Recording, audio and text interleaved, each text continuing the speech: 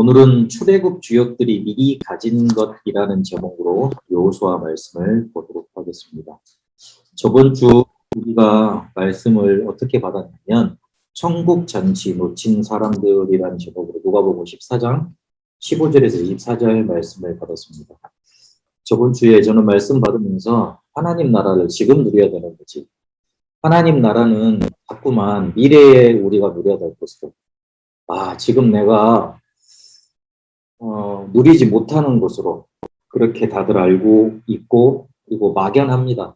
하나님 나라가 눈에 보이면 괜찮은데 어디 지도상에 딱 찍어놓고 그래 저기 나라야 그러면 지금 코로나 때문에 가지는 못하지만 어떻게든 방법을 동원해서라도 그걸 찾아보고 이렇게 거기에 대해서 공부하고 그럴 수 있잖아요.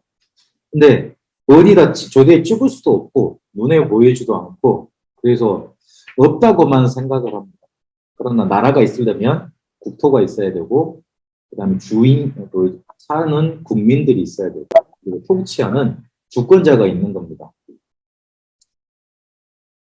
하나님이 우리를 통치하고 계시고, 하나님의 자녀들이 있고, 그리고 실제로 하나님이 그 자녀들이 있는 곳을 다스리고 계세요. 그게 하나님의 나라는 거예요. 근데 그게 지금 이루어진다는 사실입니다. 그걸 붙잡아야 됩니다. 지금 누려야 됩니다. 이 사실을 모르니까 사탄의 나라 자꾸만 우리에게 닥쳐오는데 정신병 급증하는 시대를 만나버렸습니다.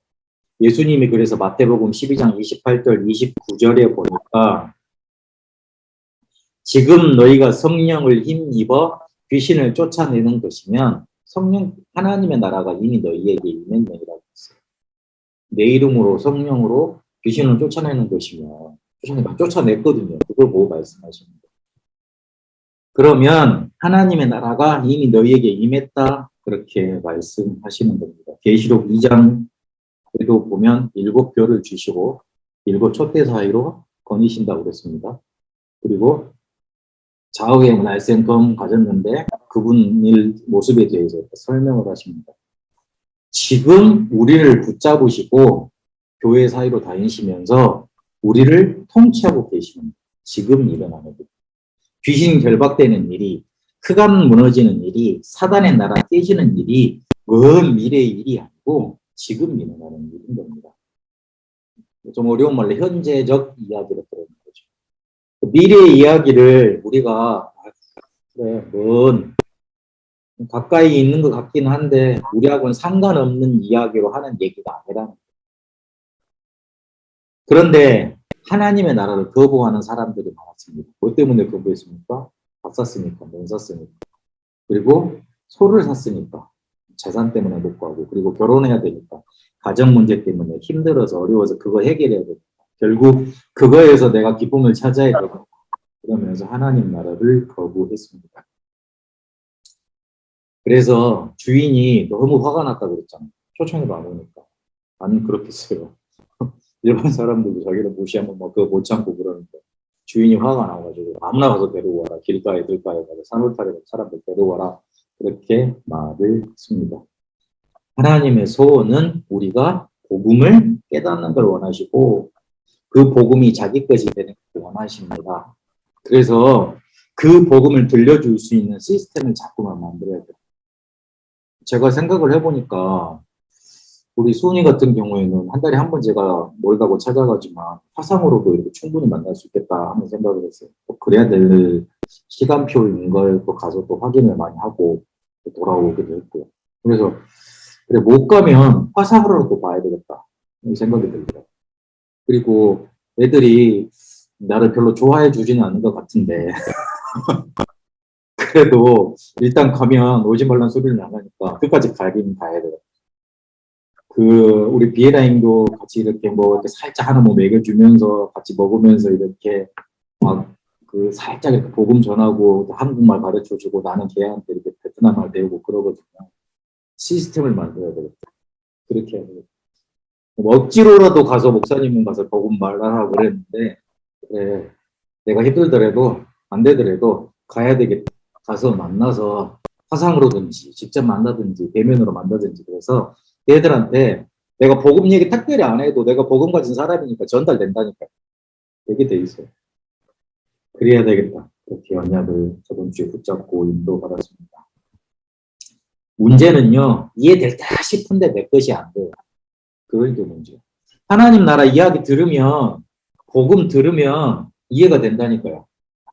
아, 저거면 될 것 같아. 저거면 내 문제 해결될 것 같아. 근데 막상 문제 당해보면 복음이 안 튀어나와.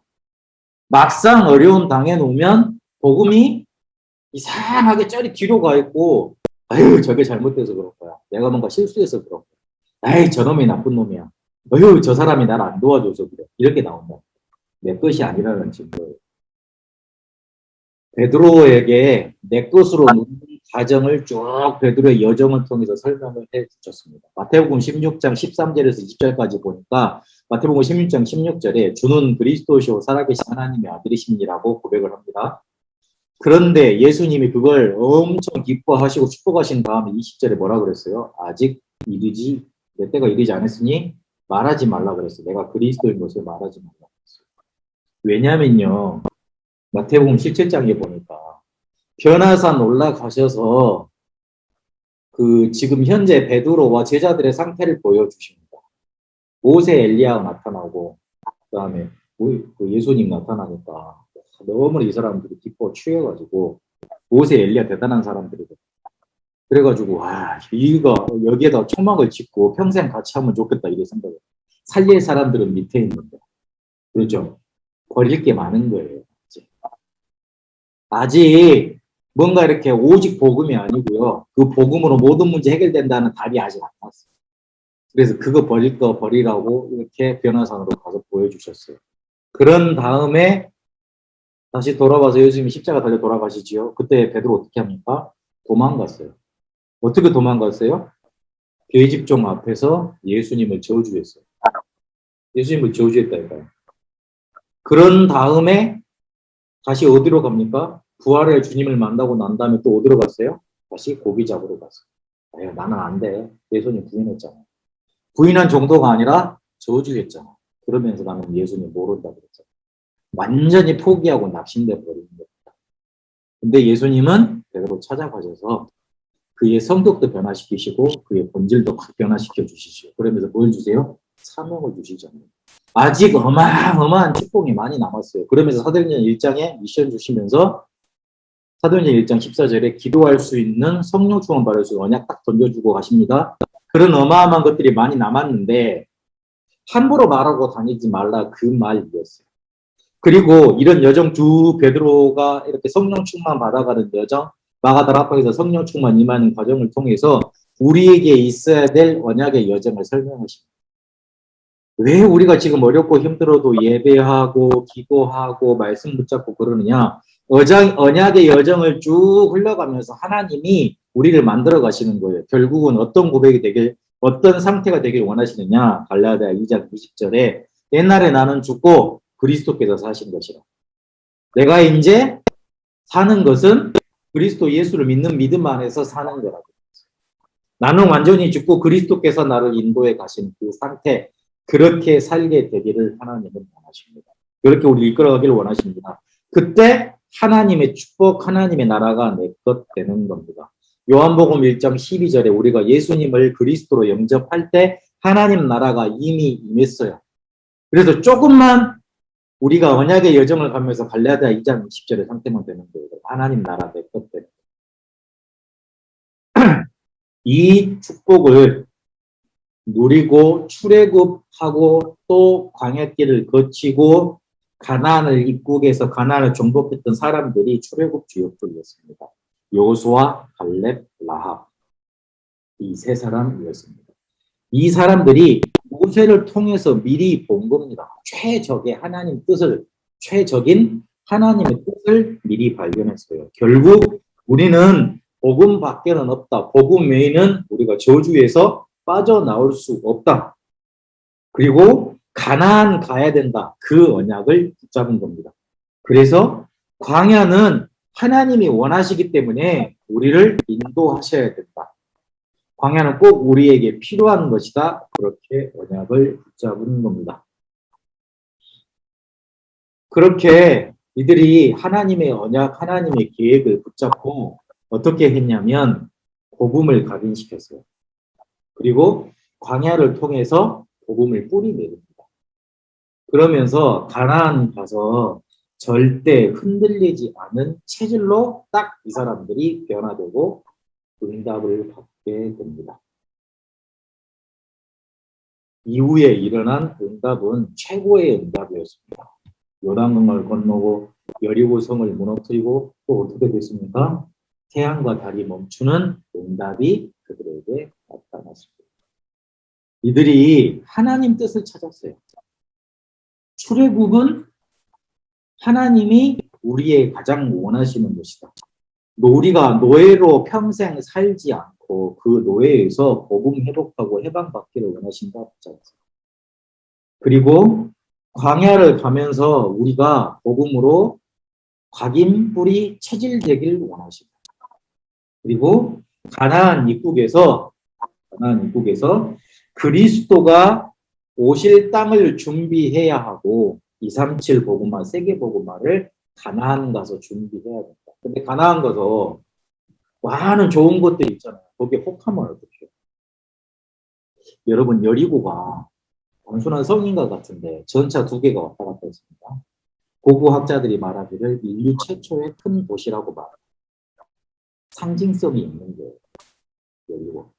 하나님이 왜 여리고를 무너뜨렸겠어요? 인류 최초의 거대 도시가 만들어진 게 여리고였어요.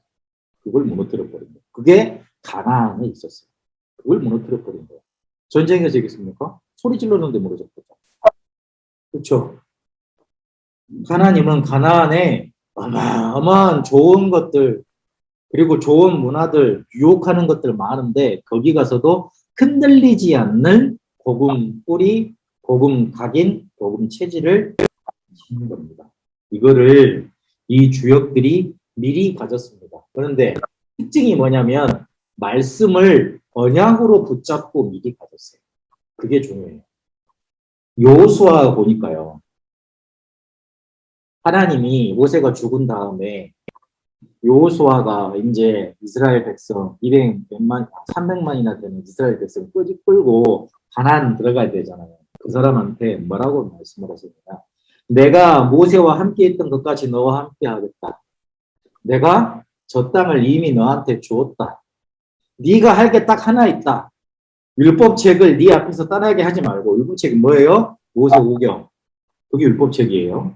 모세오경 속에 뭐가 들어있습니까? 인간의 근본 문제 해결, 창세기 3장 15절, 출애굽기 3장 18절, 예배, 그리고 제자, 그리고 말씀 들어있죠. 신명기까지.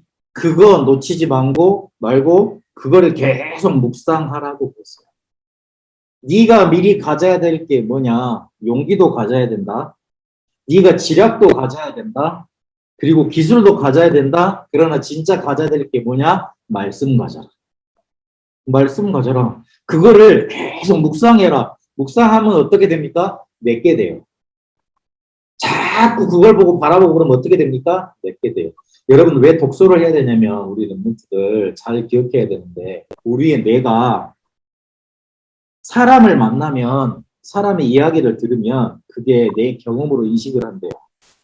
근데 직접 만날 수 없잖아요. 책을 읽는 거예요. 그러면 글자로 내 눈으로 이렇게 보여진 경험이나 지식은 내 머리에 내가 체험한 걸로 인식이 된다는 거예요. 책을 많이 읽을수록 사람을 많이 만난다는 말이 그 말이에요. 뇌가 내 눈으로 본 거는 내가 경험한 거로 판단을 합니다. 무슨 말인지 알겠습니까? 뇌가 그만큼 뭔가 이렇게 그런 원리가 있습니다. 상상하는 뭔가 이렇게 그걸 통해서 경험하는 그런 원리가 있어요. 그걸 간접적 경험이라고 해요. 말씀 묵상, 모세를 통해서 하나님이 세밀하게 함께 하신 것을 모세오경 율법책에 딱 기록해 놨는데 그거를 계속 기록된 걸 묵상하고 내 것으로 만드는 그 과정 속에 자기 것이 되는 거예요. 그것 가지고 가나안을 정복하러 가고 그것 가지고 이스라엘 백성을 이끌어가는 겁니다. 여러분 어려울 때 하나님의 말씀을 내 것으로 붙잡고 그것 붙잡고 언약의 여정을 가져요. 그게 하나님이 원하시는 거예요. 그렇게 되는 키가 뭐냐? 말씀 묵상이에요. 하나님의 말씀이 내 것 되는 키가 뭐냐? 묵상이에요. 그리고 갈렙을 보세요. 여호수아 14장 6절에서 15절까지 보니까 안악산지를 만나서 다 못 간다 그러는데 갈렙이 딱 나옵니다. 그때 뭐라고 말을 했습니까? 그날에 모세가 내게 말씀하신 대로 그랬습니다. 그날에 내게 말씀하신 대로 내가 거기를 차지하겠다고. 45년 동안 뭐가 마음속에 이렇게 불타고 있었단 말입니까? 그래, 나는 주의 종 하나님이 말씀하신 대로 가나안 땅을 점령하겠다. 그 땅을 이미 내게 줬다. 그 말씀이 45년 동안 그의 마음속에 불타고 있었던 겁니다. 여러분 어느 순간 딱 뭔가 이렇게 문제를 만나거나 어려운 상황을 만나면 말씀 기억하시고 여러분 속에 불타있는 그 말씀 가지고 그 문제를 이겨내세요. 그게 하나님 원하십니다. 그리고 라합은 더 했어요. 라합은 직접 말씀을 들은 것도 아니에요. 소문 들었어요. 와, 저 이스라엘 백성들 대단하다. 홍해를 건넜다더라. 애굽을 무너뜨렸다더라. 애굽을 무너뜨려 버렸다더라. 그 소문을 듣고 거기에다 자기 인생, 생명, 자기 가족 모든 영혼을 딱 걸어버립니다. 어떻게 됐습니까? 실제로 라합이 붙잡았던 대로 승리합니다. 소문을 들었는데 그거를 자기에게 메시지로 뭔가 이렇게 자기 마음에 꽉 부딪혀서 자기 생명을 걸 만한 뭔가의 철학으로 근거로 딱 말씀으로 붙잡았다는 소리예요. 라합이 그래도 축복받았잖아요. 라합이요. 그래서 유다 지파 속에 살몬이랑 결혼하게 되고 결국은 다윗의 할머니 지금 그 할머니가 됩니다. 그러면 라합의 계보 속에 누가 옵니까? 예수님 오시잖아요. 그 축복을 받게 됩니다. 일어나는 일들을 통해서 하나님이 함께 하심을 보고 그것 속에서 여러분 메시지를 딱 붙잡으세요. 하나님이 지금 나와 함께 하십니다. 하나님의 나라가 지금 나에게 일어났구나. 임했구나. 그 뒤에 일어난 요단, 여리고 무너지는 거, 해야달 멈추는 거, 그거는 당연한 일들이었던 거죠. 출애굽 주역들이 하나님의 나라를 어떻게 자기 것으로 미리 가졌냐? 말씀을 묵상하고 말씀을 내 것으로 붙잡으면서 미리 가졌습니다. 그러니 내가 내 인생을 사는 게 아니라 하나님이 그들의 인생을 살게 되시는 거죠. 말씀 붙잡았으니까. 여러분의 인생 하나님이 살아주시게 되시길 바랍니다. 그러려면 말씀 붙잡아야 돼요. 말씀을 늘 묵상하세요. 묵상이 너무 어려우면 그냥 말씀 생각만 하세요. 그래도 돼요. 그래서 절대 주권을 인정하고 절대 계획을 찾으면 됩니다. 하나님의 말씀을 묵상하는 방법이 뭐냐? 절대 주권을 인정하고 절대 계획을 찾으면 되는 거예요. 이럴 때 우리의 눈이 정확해집니다. 우리의 눈이 정확해야 돈도 벌 수 있고 우리의 경제도 살아납니다. 눈이 정확하지 않은데 사람 소문에 이끌려서 그냥 왔다 갔다 하는데 어떻게 돈을 벌겠어요? 못하죠. 사건 보는 눈이 정확해야 돼요. 그리고 광야길 우리의 어려움과 고통을 해석하는 눈이 정확해야 돼요. 그리고 근본 보는 눈이 있어야 됩니다. 애굽에 왜 이스라엘 백성이 오히려 끌려갔습니까? 세계 선교 때문에 그렇습니다. 뭔가 이렇게 힘들고 어렵고 그리고 잘못해서 그들이 실수했기 때문에 그리고 애굽이 나쁜 민족이었기 때문에 써먹으려고 이스라엘 백성을 노예로 만든다. 하나님의 기획이 있었던 거예요. 세계 복음화 때문에, 선교 때문에 그렇다. 왜 우리가 다른 데 가도 되는데 여기에 와 있고 베트남 살리려고 기도 제목 붙잡고 언약 붙잡고 있습니까? 베트남 복음화 해야 되니까 세계 선교해야 돼요. 우리의 광야길을 가면서 가짜 진짜 내가 버려야 될 것 가짜는 드러나고 진짜 하나님의 언약이 딱 붙잡혀집니다. 가짜 진짜가 어려움 당하면서 어려운 길을 가면서 구분이 됩니다. 그거 바라보는 거예요. 그리고 예배, 헌금, 기도 별것 아닌 것 같잖아요. 그때 하나님의 역사가 가장 강하게 역사합니다. 여러분 예배할 때, 헌금하실 때 마음 담아 그리고 그거를 먼저 우선순위에 두세요. 하나님이 축복하시는지 안 하시는지 한번 언약을 붙잡아 보세요. 이렇게 예배만 하고 헌금만 드리고 기도만 했는데 세계를 장악한 민족이 어디였냐면 이스라엘이었습니다. 그거 언약 제대로 보셔야 돼요. 눈이 정확해야 돈도 제대로 벌 수 있어요. 근데 절대 주권을 붙잡고 절대 계획을 바라볼 때 이게 달라진다. 그리고 내가 응답받으면 다른 사람들이 다 따라오게 돼 있습니다. 그래서 사람들하고 싸우려 그러지 말고 나를 먼저 플랫폼 나한테 올 수밖에 없도록 만드는 거예요. 그러려면 왜 해야 되는지, 무엇을 해야 되는지, 어떻게 해야 되는지 어려운 말로 콘텐츠, 시스템 제대로 갖추면 됩니다. 그러면 내가 플랫폼이 되고 사람들이 따라올 수밖에 없습니다. 응답받는 언약만 딱 붙잡으세요. 하나님의 나라가 내게 역사하고 임하게 됩니다. 그리고 마지막 중요한 거. 염려, 걱정, 불신앙 치유해야 된다. 그거 하지 말란 소리예요. 왜 염려, 걱정, 불신앙 하면 안 되느냐. 그거 계속 하다 보면 사단의 심부름하게 돼요. 머리 쓰게 돼요. 머리 쓰다 보면 사단한테 이용당하게 돼요. 이용당하다 보면 나도 모르게 그 심부름하게 되겠어요. 그러다 보면 남을 죽이게 되었어요. 남을 죽이면 내가 살까 같죠? 나도 죽게 되었어요. 다 무너지게 되었어요. 결국 지옥 되는 거예요. 염려, 걱정, 불신앙 하지 마세요. 할 필요 없어요. 진짜 내게 와 있는 문제, 그 문제 아니에요. 축복이면 축복이지 문제 아니에요. 그래서 그거 하지 마세요. 하나님의 심부름하고 하나님의 응답 받아야 될 거 아니에요. 하지 마세요. 그래서 이번 한 주간 내 것 만드는 시간 가지시라. 하나님의 말씀을 내 것으로 만드는 시간 가지시라. 단 5분이라도 아니 1분이라도 하나님의 축복을 내 것으로 만든 하나님의 나라를 내 것으로 만드는 시간을 가지시라. 잠자기 전에 조금만 일어나서 살아가면서 문제 생길 때 조금만 내 것 만드는 시간 가지시라. 하나님 나는 염려 불신앙 하지 않겠습니다.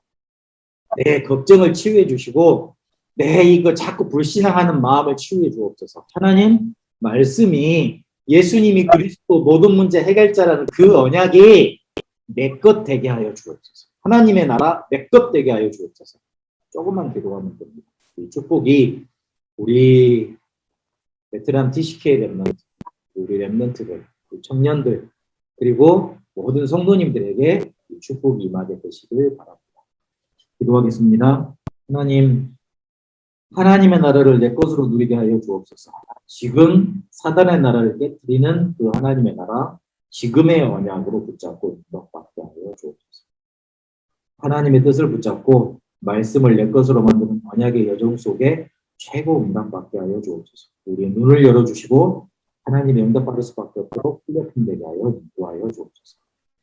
이제는 우리 주 예수 그리스도의 은혜와 하나님의 살아계신과 성령님의 역사 인도하시니 하나님의 말씀, 하나님의 나라를 언약으로 붙잡고 내 것으로 만들며 베트남 복음화, 237 복음화, 세계 복음화 하길 원하는 우리 베트남 TCK 랩런트들과 또한 랩런트들과 베트남과 한국이 영원토록 항상 함께 계실지어다. 아멘.